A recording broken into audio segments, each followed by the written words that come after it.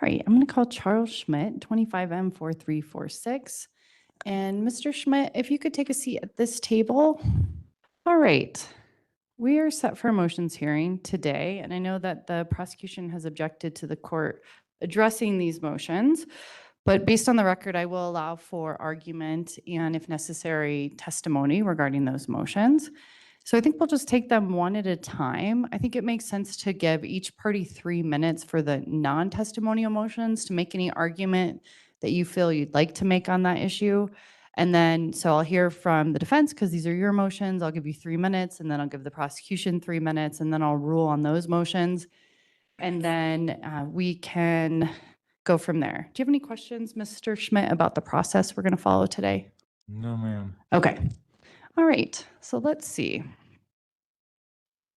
So there was a motion for I'm going to make sure that I'm keeping a real good record of this. So I just want to make sure there was a motion for an interlocutory appeal that you wanted to appeal that to a higher court, some of which I think was discussing that you were unhappy with the Judge Burbach's rulings on whether you would get that addressed. Do you still want to make an argument regarding the motion for an interlocutory appeal? Yes, ma'am. Okay. All right. I'll give you 3 minutes. Go ahead. What was the charge that I was pulled over for? So I mean, this isn't going to be a back and forth. So you can make an argument, and then I'll hear from the prosecution, and then I'll rule. I have no idea why I was pulled over. Okay. Do you want to make any other argument on this motion for an interlocutory appeal? You have about full 3 minutes. The fact that I was not being represented by Constitution. I do have co-counsel with me at present who is a bar attorney and my tribal elder. He has a federal bar card. Hey everyone, welcome back.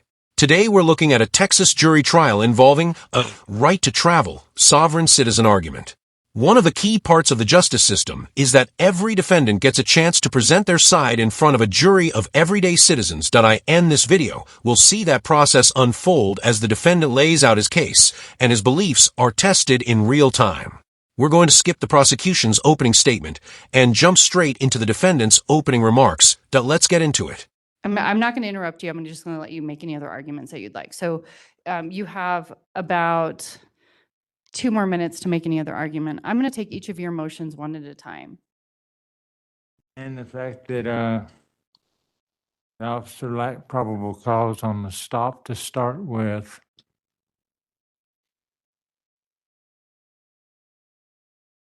Okay.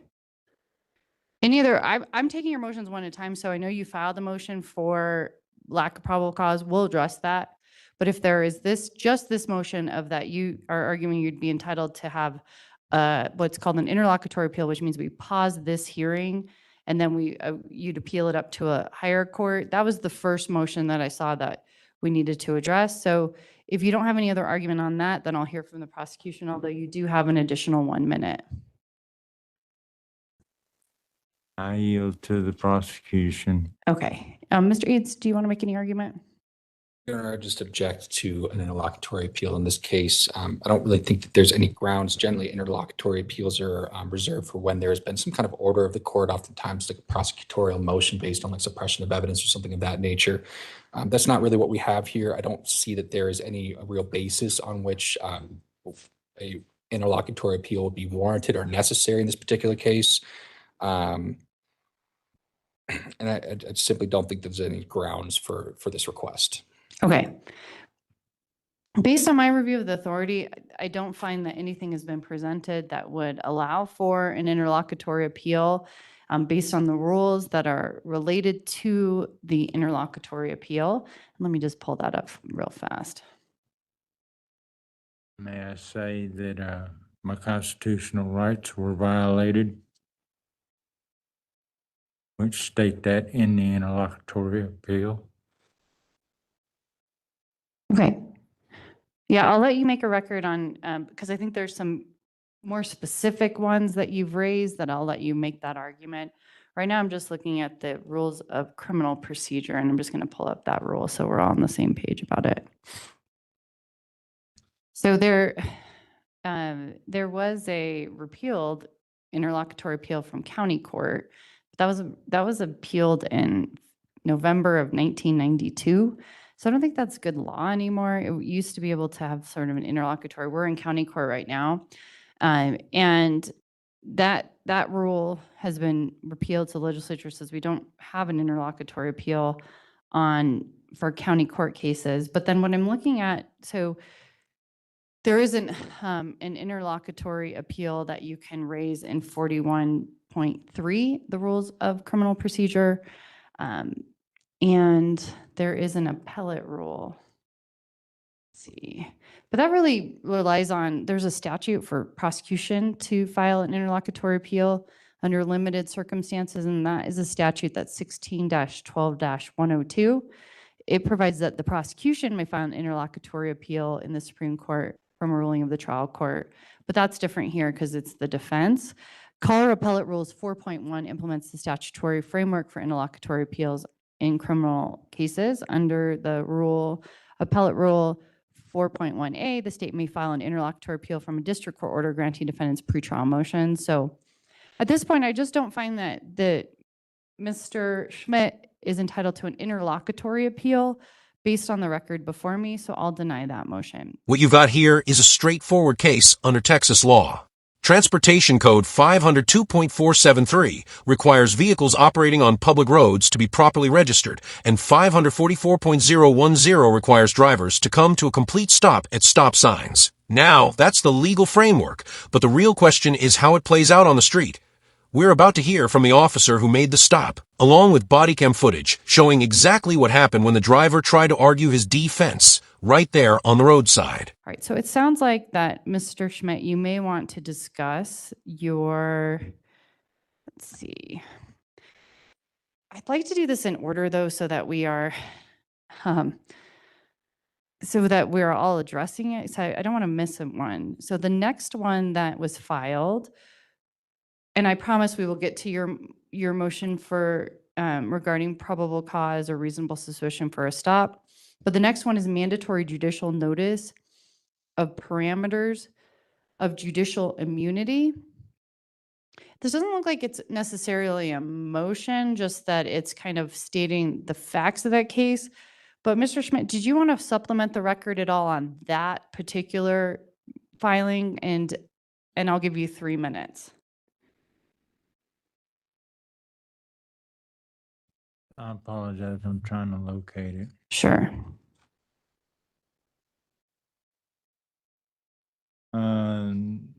What was the title? The title was Mandatory judicial notice.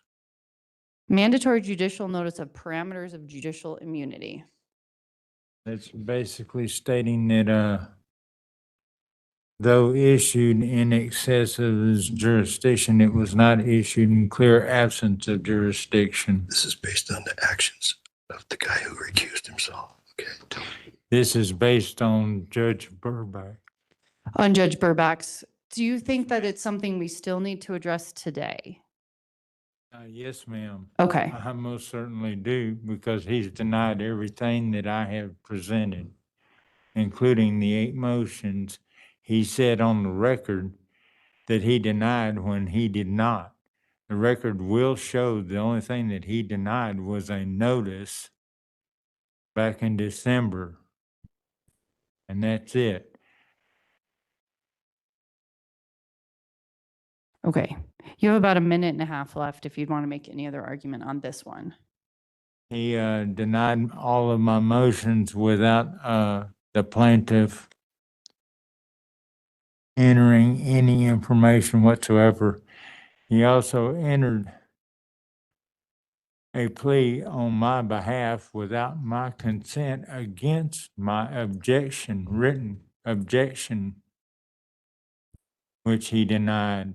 There's often a noticeable disconnect in how sovereign citizen arguments are applied in these situations, expecting the law to bind others, but not themselves. In practical terms, if a vehicle stops right past a fire hydrant, it's fairly predictable that the officer behind them may have to stop in front of it. That's just how traffic situations work on the ground. But as we'll see, not everyone approaches the situation with the same understanding of how those rules actually apply in real life. It's not entirely clear to me what is being requested in this particular motion. I understand this is more of a notice than a motion. I think at this point, seems based on the expanded record here that much of this kind of did hinge on the refusal to previously hear and allow for argument regarding these particular motions that were filed. I think that this is any kind of action requested may be moot now, given that we are here today hearing these motions. I don't really have anything further. If the court is looking for any kind of particular argument regarding any particular points, I'm happy to provide some further argument, but I'm not seeing any particular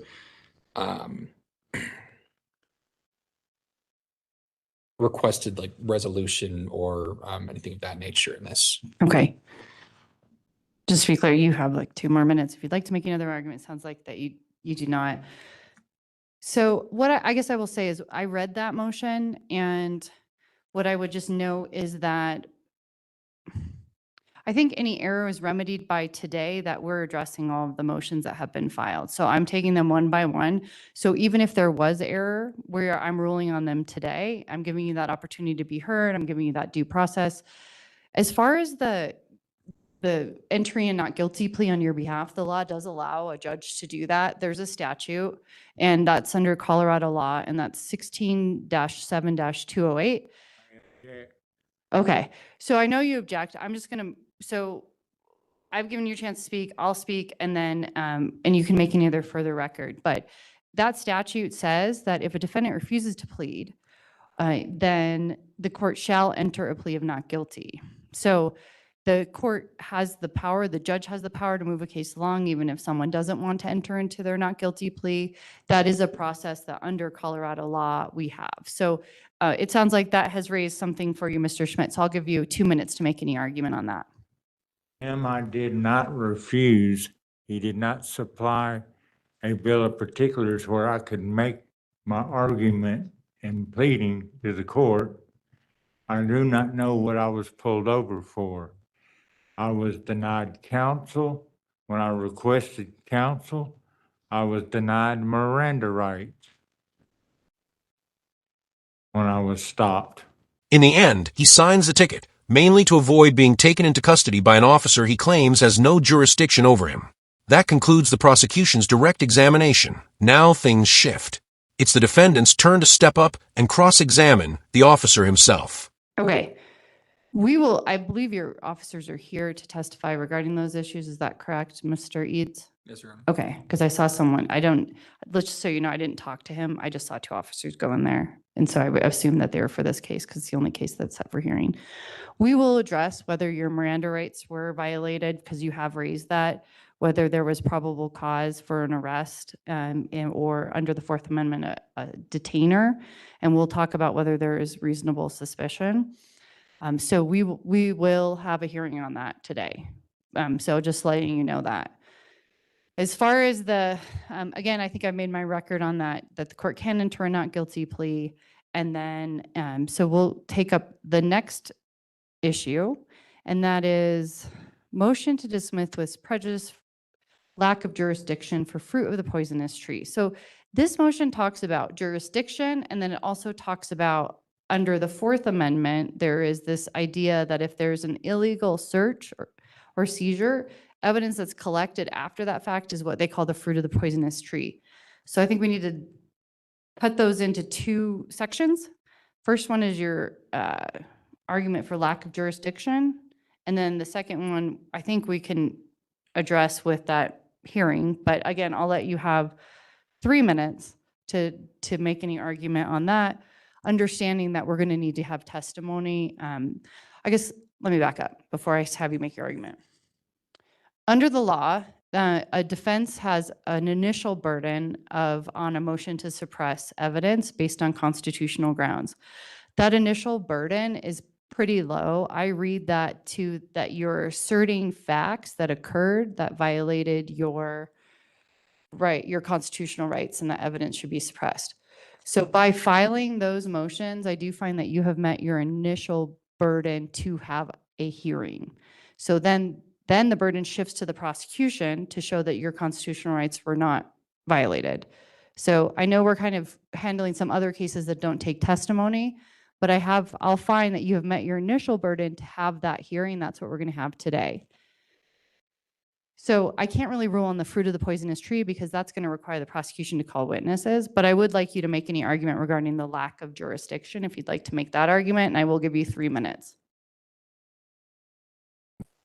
As I had stated, the doctrine established under Silverthorne Lumber Company versus United States suggests that initial traffic stop was and is illegal, in that evidence or citations resulting from that stop are tainted and should be suppressed. He pulled me over for obstructed windshield. I was not cited for that. Okay. So anything beyond that would be null and void in ab initio. Okay. Are you what we call personal jurisdiction over you outside of the charges?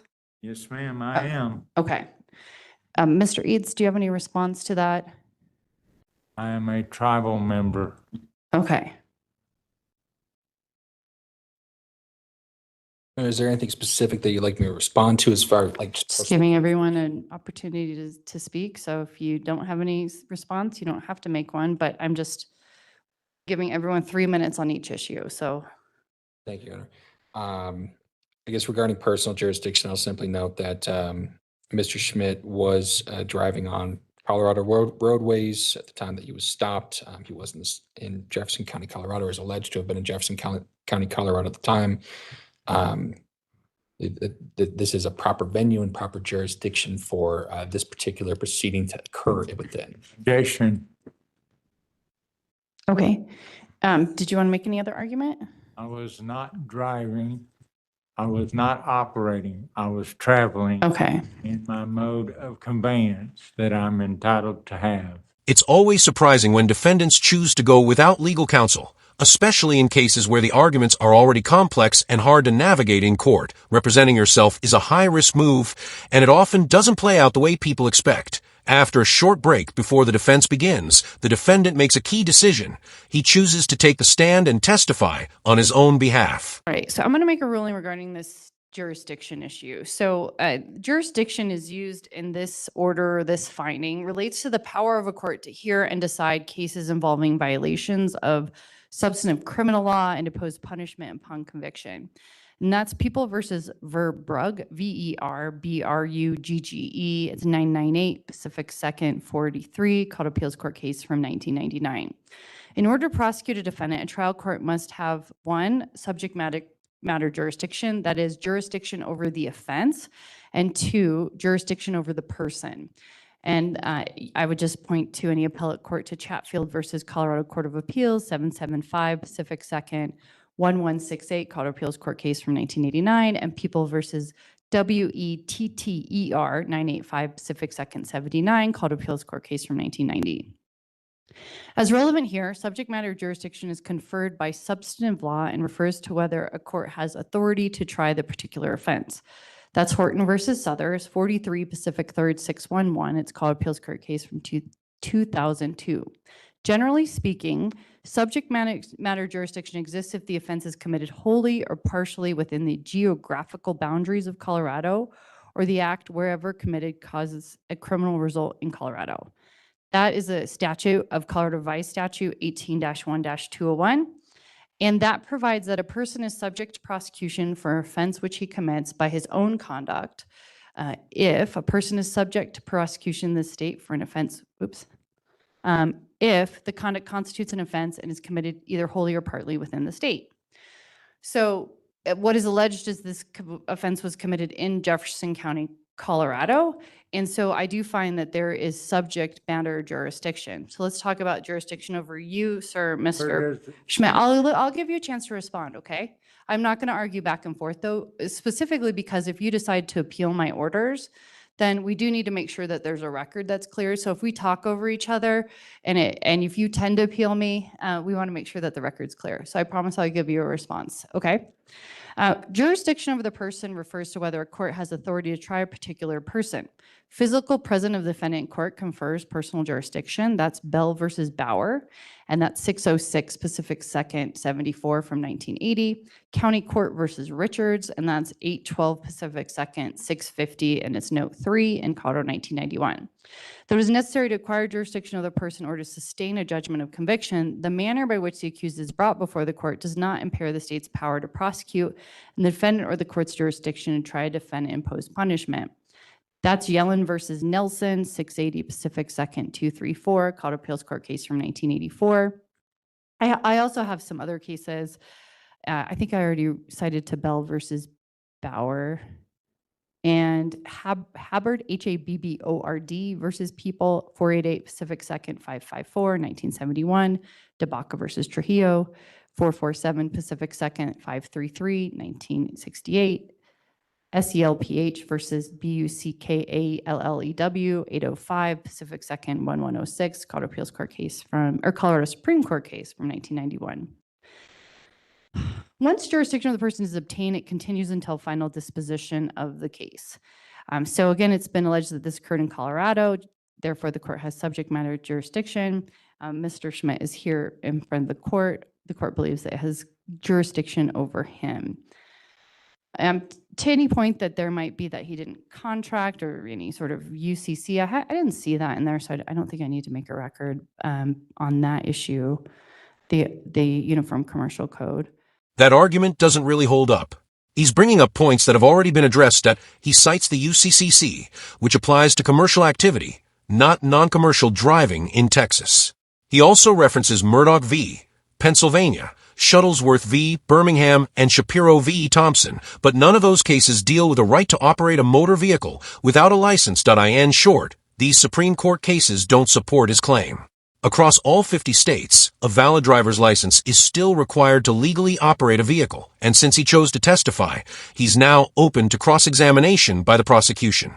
And so I do find that we do have jurisdiction over Mr. Schmidt, but Mr. Schmidt, I will give you 2 minutes to respond to the argument. Authority do you have over Indians?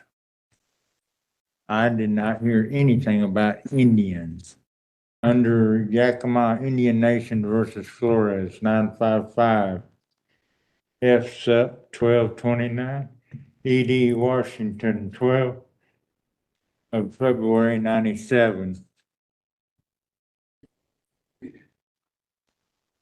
Former Governor Stevens guaranteed that all Yakimas shall have the same liberties outside the reservation to pasture animals on land, not occupied, and on land not occupied by whites, to kill game, to go get berries, and to go on the road to market. I am free to travel, ma'am, period, by treaty.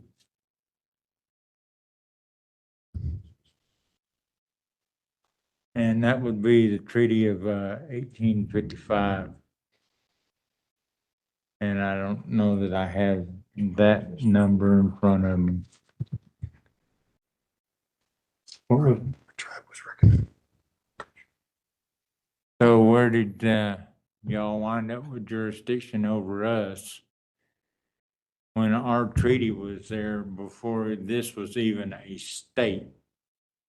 We were in the Northwest and recognized by the United States as treaty. Indigenous Indians. I am a member of the Pilchuck tribe. I'm being represented by council of the Kikialis Indian Nation. Okay, any response, Mr. Eads? No, Your Honor. Okay.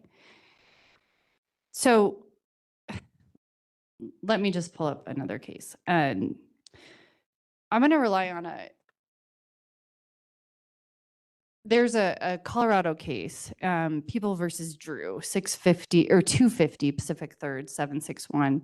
It's a Colorado Appeals Court case from 2010. And that talks about that these ideas that someone's a sovereign citizen, and I have a quote from a case that is actually a federal case that I find helpful in that guidance. Utah Department of Workforce Services versus GEDDES, and that's a 2013 Westlaw 1367025. That court said this sovereign citizen argument has been rejected repeatedly by courts. Simply by labeling oneself as a sovereign citizen, an individual does not immunize himself from the jurisdiction of the state or federal courts. Jurisdiction is a matter of law, state and constitution, wherein one's power is and not a child's game wherein one's power is magnified or diminished by the display of some magic talisman or use of special seals or by the recital of special words, phrases, or arcane incantations.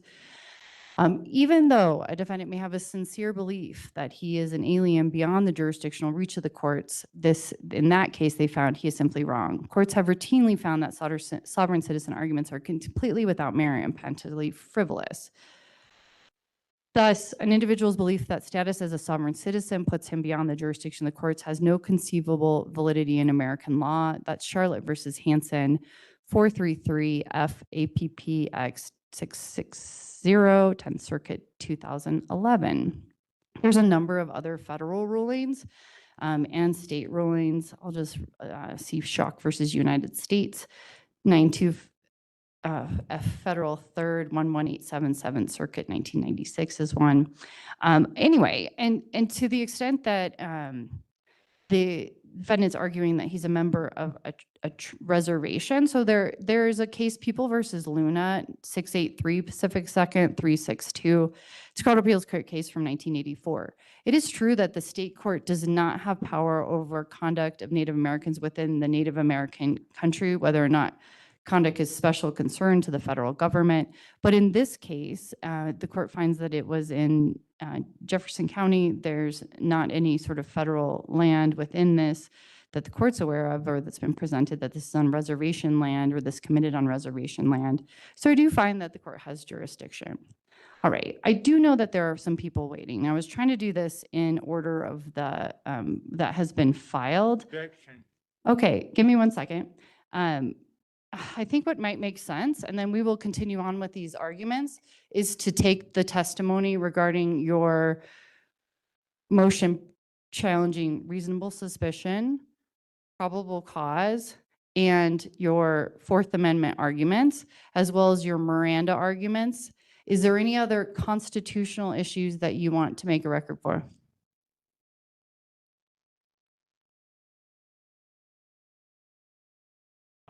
Cross-examine my expert on tribal law, and I do hold an adoption document in my right hand that shows my adoption to the tribe. So earlier stated, the Pilchuck tribe. And as for sovereign citizen, that's an oxymoron. You can either be sovereign or you can be a citizen, but you cannot be both. I answer to God and God only. I love that moment. The first thing she asks him is whether he has a law degree, and his answer pretty much says everything about where his argument stands. Now, the case has moved into closing statements, and based on how his testimony went, it doesn't exactly set things up for a strong finish. Mr. Schmidt, do you have any questions for this officer? You're going to need to make sure that you're speaking into the microphone. For trial, you'll need to stand so that the jury could see you, but today I'll allow you to sit if you're more comfortable, but I just need to make sure that you're getting picked up on that microphone. Okay, thank you. Ma'am. You can even move that closer. It kind of Cannot. slides closer. Yeah, there you go. I cannot remain standing. That's okay. You can remain seated. I just want to let you know today, sometimes the jury can't see someone. And so if you needed an accommodation, if we had a jury here, we could talk about it. Okay, go ahead. Officer, would you please state your name again for the record? Chris Steiner. Officer Steiner, are you allowed to violate the law in order to enforce it? At sometimes, yes. If I had to So drive you- faster than the speed limit or something like that, yes.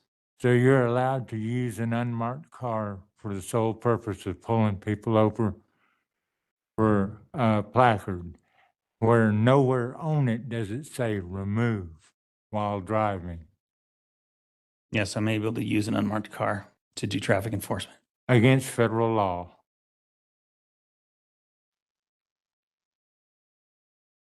Where was I stopped? I'm sorry?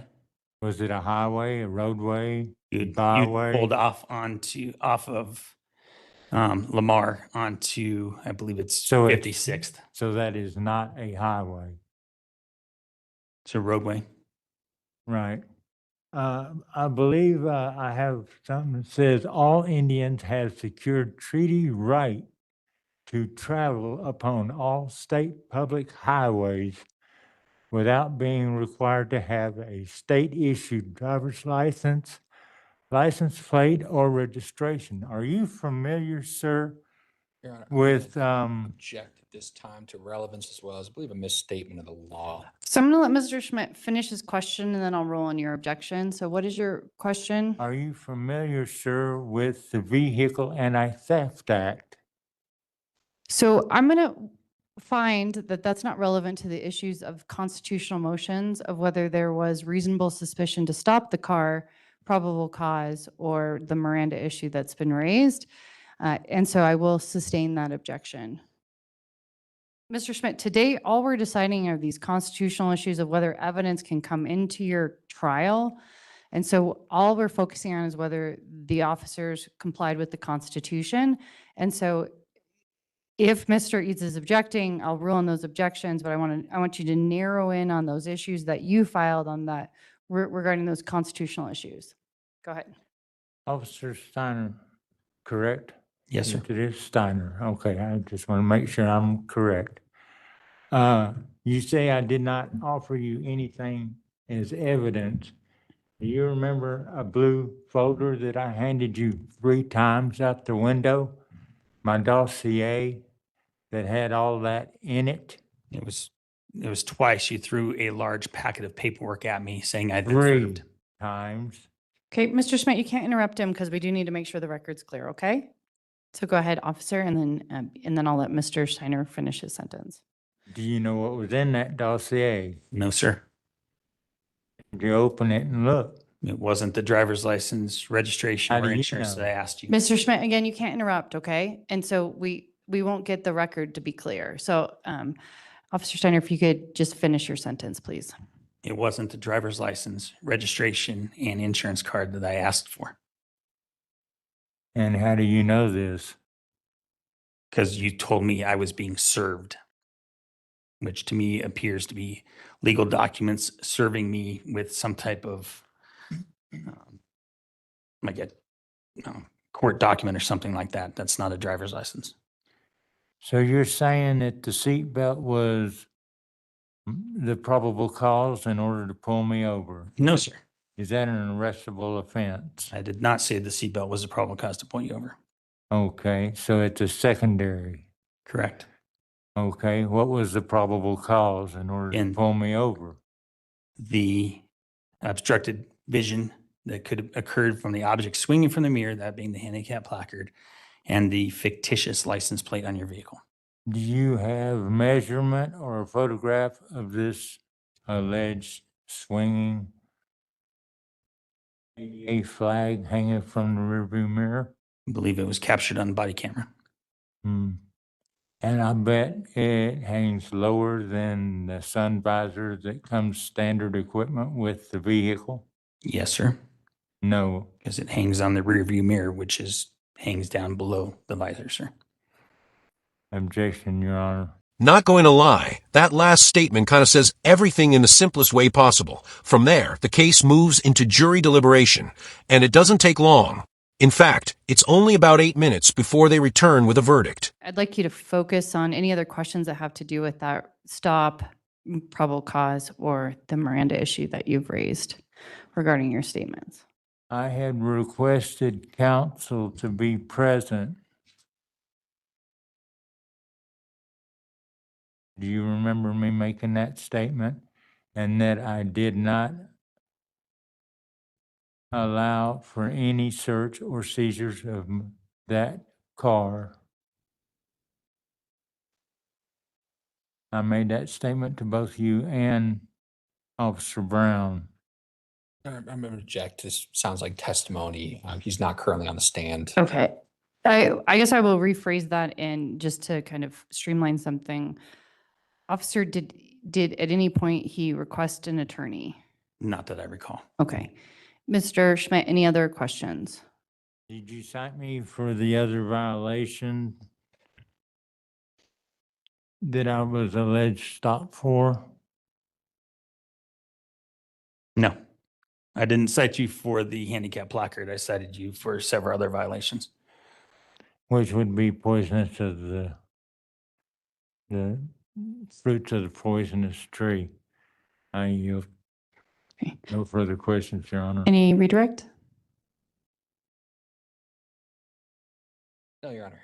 Okay, thank you. You may step down. Any other witnesses for the prosecution? Your Honor, I do have Sergeant Brown here. I guess at this point, I'll just inquire, does the court feel that they have sufficient information upon which to make a ruling on these motions, or is there anything further? I do have Sergeant Brown here, but at this point, there is sufficient. Objection, Your Honor. And what is your objection, Mr. Schmidt? Well, it's your burden, Mr. Eads, but I don't have any specific questions.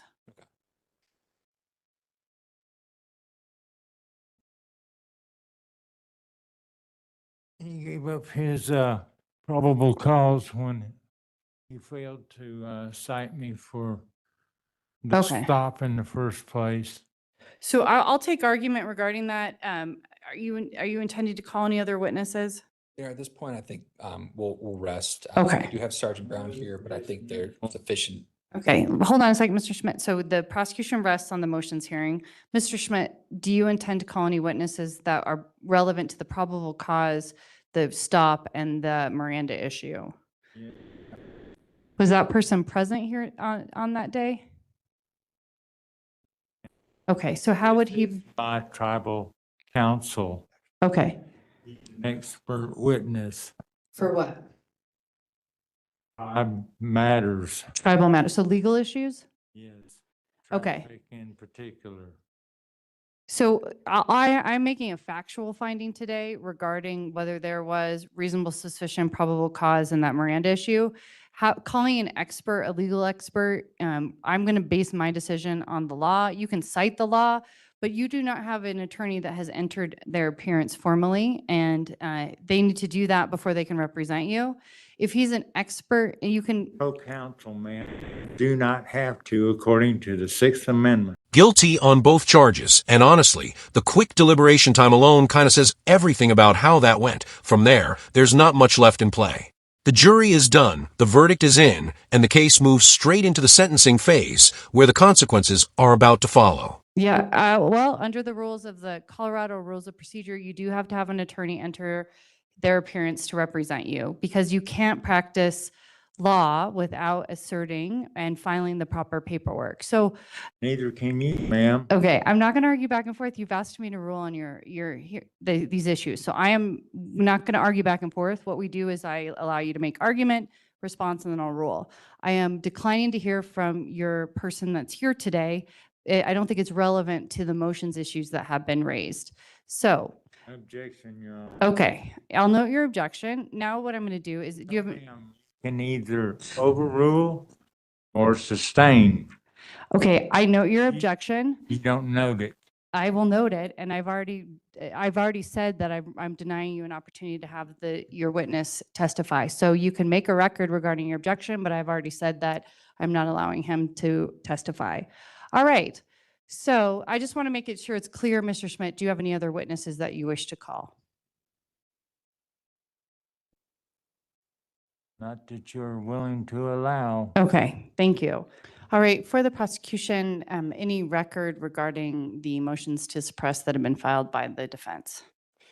Your Honor, I guess I'll keep it brief. I think the record as it exists from Agent Steiner is sufficient to find that there was reasonable suspicion for the stop in this particular case, that there was, in this case, a primary offense that was observed, noting that that primary offense wasn't ultimately charged in this case. There was a primary offense that was observed, specifically the obstructed windshield, that was the basis for the stop, or for even the initial approach and sort of investigation following the vehicle, at which time he also observed another primary offense, which is that fictitious plates, based on his own experience, 30 years of traffic history, and 30 years working for the police department, observed that there were some irregularities with respect to the specific license plate that was seen on Mr. Schmidt's vehicle.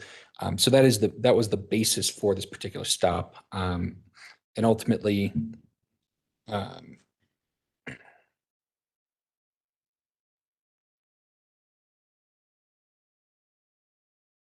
based upon the remaining contact that Agent Steiner had with Mr. Schmidt, this was a sort of combative situation. However, at no point in time was Mr. Schmidt in custody. He remained in his car. He remained in there with the windows cracked.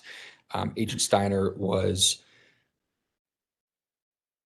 trying to obtain information from him, but Mr. Schmidt was not very cooperative in providing the requisite information that he needed to further his investigation in this traffic stop.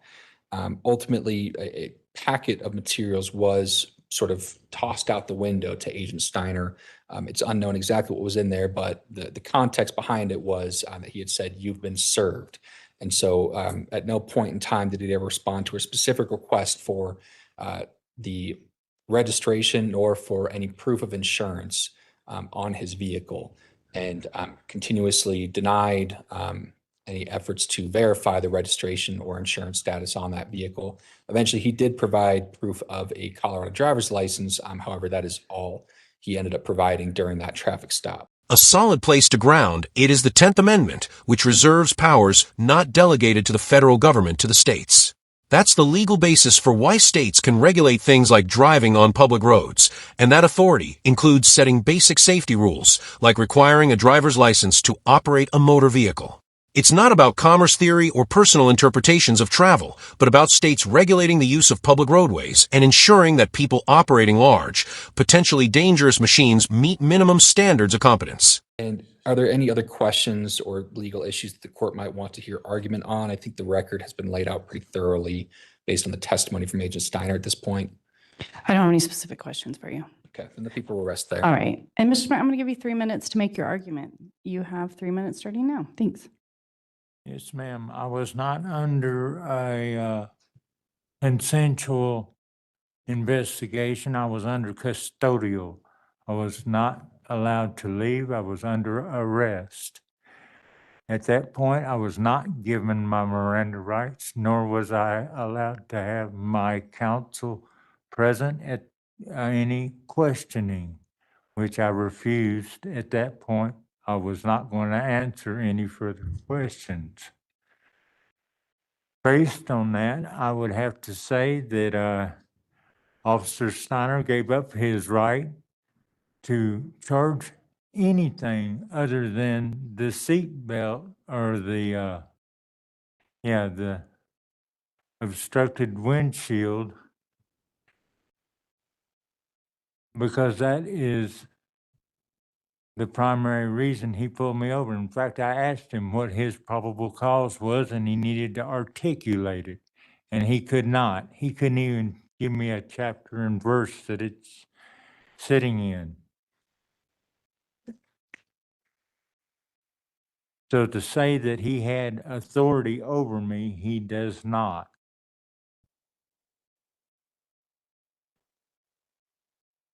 So about 2 minutes left. I'm happy to hear any other argument. I yield.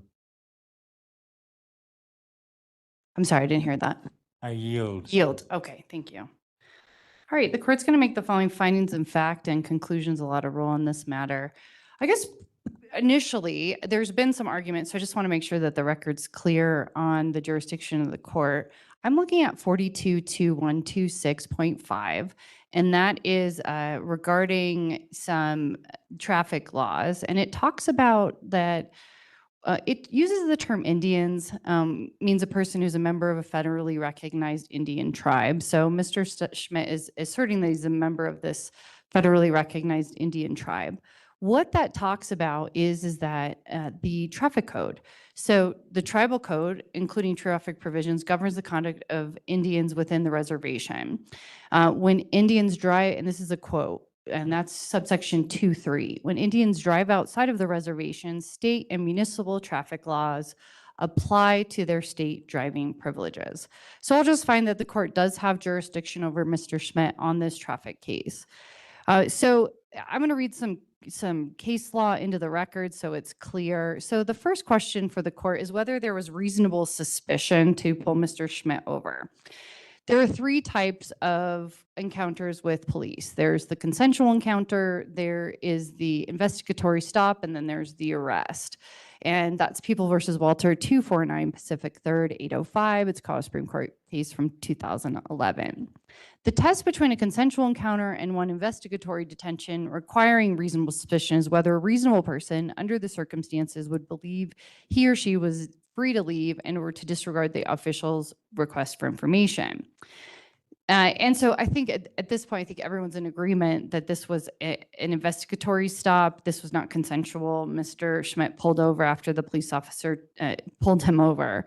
And so what I'm asked to decide then is whether there was reasonable suspicion. The reasonable suspicion standard requires considerably less than proof of wrongdoing by preponderance of the evidence and is less demanding even than the fair probability standard for probable cause. That's People versus McKnight, 452 Pacific 3rd 82. And that's a Colorado Court of Appeals case from 2017. It is satisfied if the police have specific and articulable facts greater than a mere hunch to support their belief that the person to be stopped is or may have been involved in criminal activity. An officer must have reasonable suspicion that the driver is violating the law in some way to conduct a traffic stop. And after that traffic stop, the officer may obtain identification and registration information from the driver in connection with that stop. That is People versus HJ, and that's 931 Pacific 3rd 1177, it's Colorado Appeals Court case from 1997. In this case, in that People versus HJ case, they actually talk about that someone having a license plate light was out is sufficient for reasonable suspicion. So traffic offenses can be grounds for a reasonable suspicion. And that talks about that. That's that People versus HJ case. He's ultimately ordered to pay a little over $425 in fines, less than what it likely would have cost to just comply in the first place by stopping at a stop sign and keeping the vehicle properly registered. And with that, the case comes to an end. If you enjoyed the video, hit the like button. If not, hit dislike. Either way, leave a comment below and subscribe with notifications on so you don't miss the next breakdown. So the officer decided not to cite Mr. Schmidt for the obstruction. There's no law, and let me just pull that over to, let me just get this. There's no law that requires that someone be physically charged with whatever initially had created the stop. And what I'm relying on,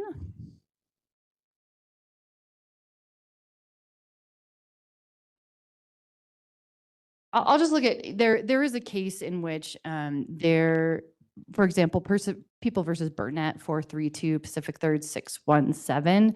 It's a Colorado Supreme Court case from 2019 that talks about mistaken interpretation of traffic law must be objectively reasonable, support of finding reasonable suspicion. So even if an officer is mistaken regarding the reasons, it must be objectively reasonable, support of finding of reasonable suspicion. So the officer said that he thought that the obstructed window could be obstructing, although I think it's required under the law that it has to actually be obstructing, and I didn't hear that evidence. But then he also said that Mr. Schmidt had a false plate. He made an argument or a statement that Mr. Schmidt's license plate there's no record of that license plate at the Department of Motor Vehicles, and that it appeared to be altered. Let me pull up that language. It was not a standard plate issued by the state of Colorado, And it had Colorado on top, and then some initials or letters on the side. The numbers weren't standard. The colors weren't standard for the Colorado license plate. And so he pulled Mr. Schmidt over for that false or fictitious plates. So I guess I'll just go into the facts that I heard. So Officer Steiner testified that he's a detective for the Arvada Police Objection, Your Department. Honor. Sir, I'll let you make an argument. It's my turn to make a ruling. That on August 1st, 2025, he pulled over Mr. Schmidt and he identified him as the person in the courtroom. He was pursuing a click it or ticket offense. He did see that Mr. Schmidt was not wearing a seatbelt, but that is what's called a secondary offense. So he didn't pull him over for not wearing a seatbelt. He found that he had fictitious plates and that he said that could be obstructed view. He pulled Mr. Schmidt over and then he didn't have a driver's license. He said he refused to give him his license, registration, and insurance. And he said that he wasn't his friend, so he wasn't driving, he was traveling. Mr. Schmidt wasn't being compliant. And he said he'd like to speak to Officer Steiner's supervisor. So Officer Steiner complied with the request of Mr. Schmidt and called Sergeant Brown. And Sergeant Brown then reported to the scene, and they talked for another 3 minutes, and then it appears that Mr. Schmidt then did comply with providing his license. He was issued a summons. He had failed to display a valid registration. He wasn't wearing a seatbelt. He didn't have proof of insurance, and he was charged with the obstructing and the fictitious plates. He did not accept the summons, so they put that under a windshield wiper. And so the court does find that there was reasonable suspicion to pull Mr. Schmidt over for the false plates. As far as the probable cause for an extended detention, I'll just read that into the record. So to be valid, an arrest must be supported by probable cause. An arrest doesn't have to mean necessarily that someone was put into handcuffs for the purposes of the Fourth Amendment, but probable cause to arrest exists when the facts and circumstances known to the arresting officer are sufficient to warrant the belief by a reasonable and prudent person in light of the person's training experience that an offense has been committed and the defendant committed it. And so probable cause is determined based on the information possessed by the officer at the time of the arrest. Just as an arrest may be validated by subsequently acquired information, it is not invalidated by subsequent events.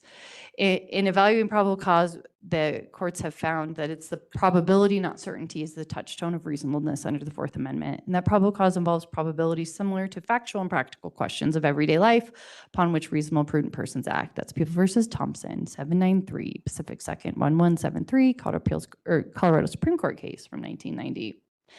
I'll just note too that issuing a summons does not amount to an arrest, and that's Hart versus Herzig, and that's 283 Pacific 2nd 177 from 1955, excuse me.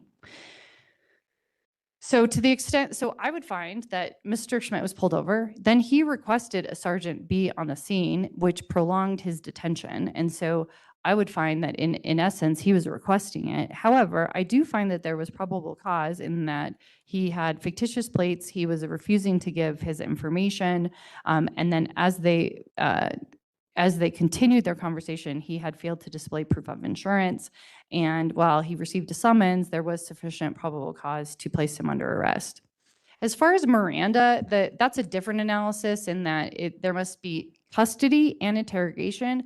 Custody is more than not being free to leave. That looks like there's a case that says it's tantamount to arrest. And so the court finds that Mr. Schmidt was given a summons. He was not under arrest for purposes of a Miranda. Mr. Schmidt, I promise I will give you a chance. I need to make my record. A custodial detention entails a greater restriction on freedom than that associated with investigative detentions under the Fourth Amendment. Under the Fourth Amendment, a seizure results when a reasonable person would not have felt free to leave or otherwise terminate an encounter with law enforcement.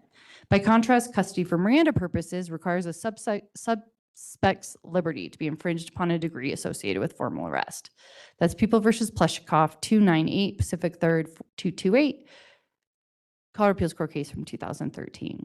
So the court looks at those factors and finds that he was not under arrest or custodial interrogation for the purpose of needing Miranda to be read to him. I find that he was not in custody for the purposes of Miranda.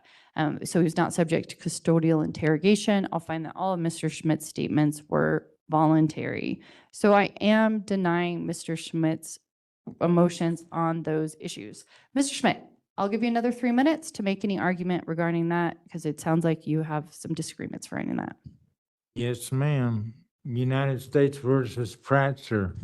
If an officer does not cite based on what he pulled me over for, he loses his opportunity to come back at a later time and cite me for anything else. Furthermore, where's the corpus delicti? I want to see the person that I harmed or injured. Also, I would like to see the contract in which I have signed my signature to obligating me to this.